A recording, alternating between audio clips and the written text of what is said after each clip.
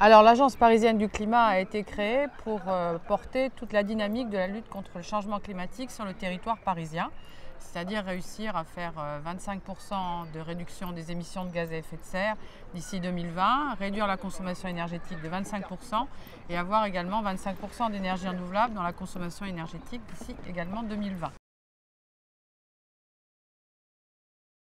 Le secteur de transport est un secteur effectivement que nous adressons puisque un tiers du bilan carbone porte sur le transport des personnes et un tiers également sur le transport des marchandises. Donc nous avons plusieurs axes sur la question du transport, donc les conseils du grand public auxquels nous répondons. Nous travaillons aussi avec la SNCF et la RATP sur un volet logistique urbaine. Et puis nous réfléchissons également sur l'impact carbone des différents types de mobilité qu'il peut y avoir sur l'espace parisien pour essayer de mieux arbitrer ou de mieux aider des choix de transport plus économes en termes d'énergie et moins impactants en termes carbone sur Paris.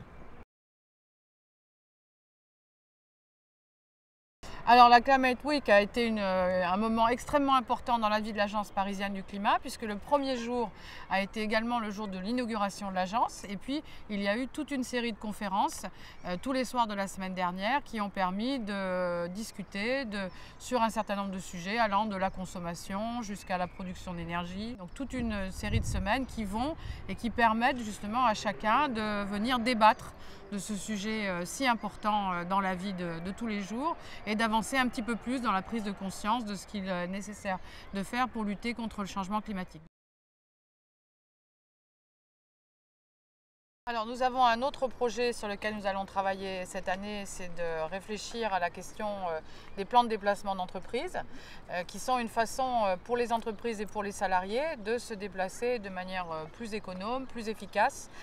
qui fait gagner du temps, de l'énergie et du carbone. Donc l'ADEME est très en avance sur ces sujets. Donc notre objectif avec nos partenaires comme SNCF et RATP, puis les entreprises qui sont à notre tour de table, c'est de mutualiser des approches qui existent déjà dans les plans de déplacement d'entreprise et de regarder comment est-ce qu'on peut favoriser la mise en place de plus de plans de déplacement et éventuellement des plans de déplacement interentreprises qui sont aussi une thématique intéressante à travailler. Donc ça c'est un des sujets sur lesquels on va avancer dans le courant de l'année 2011.